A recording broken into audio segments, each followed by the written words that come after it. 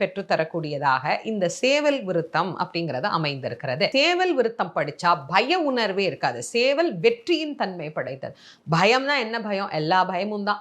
அதோட முக்கியமா யம பயத்தையும் போக்கக்கூடியது சேவல் விருத்தம்.